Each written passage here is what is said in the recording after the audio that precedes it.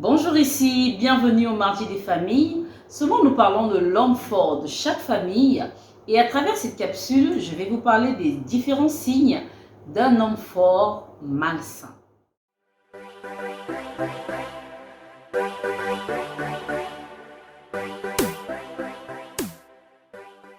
Alors, la science nous dit quoi par rapport à ce sujet? Eh bien, la science nous dit qu'un homme fort malsain, c'est celui qui est nuisible, que ce soit physiquement ou moralement. C'est-à-dire qui porte dommage, qui cause des problèmes. Donc, on comprend donc là que quand vous êtes quelqu'un qui avait tendance à saper le moral des autres, à faire du mal, à torpiller, à faire toutes ces choses qui peuvent nuire aux autres, eh bien, la science considère que vous êtes un homme fort malsain. D'accord? La Bible a une définition totalement différente.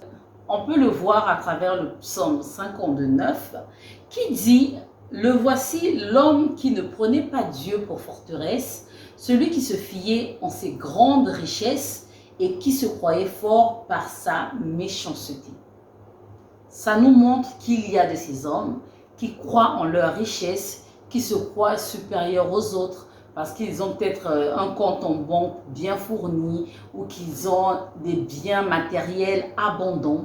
Ceux qui se prennent pour Dieu dans la vie des autres, qui commanditent certaines personnes pour aller tuer d'autres ou pour aller faire du mal à d'autres, eh bien, ces personnes se croient fortes, mais elles ne sont pas fortes.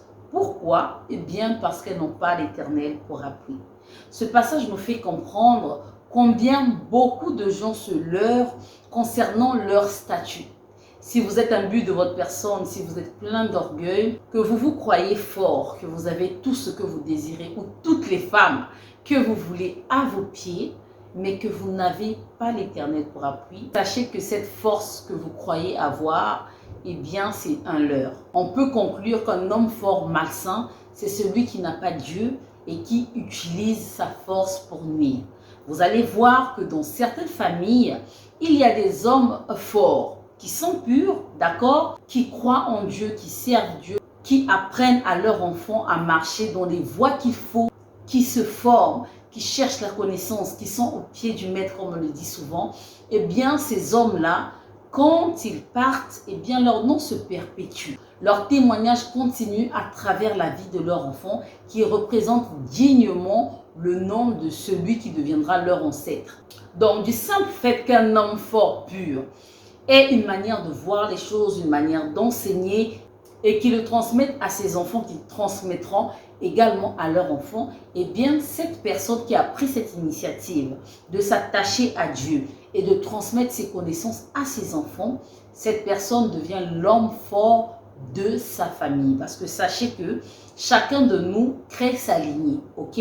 Donc, quand vous faites de bons choix, eh bien, vous devenez un homme fort pur. Si vous faites de mauvais choix, vous devenez simplement un homme fort malsain. Et si encore vous allez faire des alliances avec des dieux étrangers, eh bien, vous devenez un homme fort malsain. Et vous allez voir que dans certaines familles où des hommes forts malsains règnent, il y a plein de problèmes généralement spirituels qui sévissent des générations et des générations. Et il est donc important aux personnes qui viennent de ce genre de famille de chercher à se rapprocher de Dieu.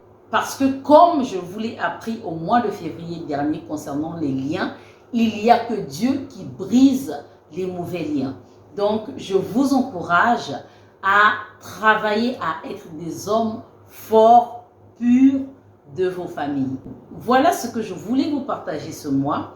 Rendez-vous mardi prochain avec un nouveau thème où nous parlerons de nos ancêtres et de la spiritualité. On sait combien ce sujet secoue la croyance de plusieurs Africains que nous sommes. À la lumière des Écritures et de la science, je vous en dirai plus. Donc, on se dit à mardi. Portez-vous bien et à la prochaine.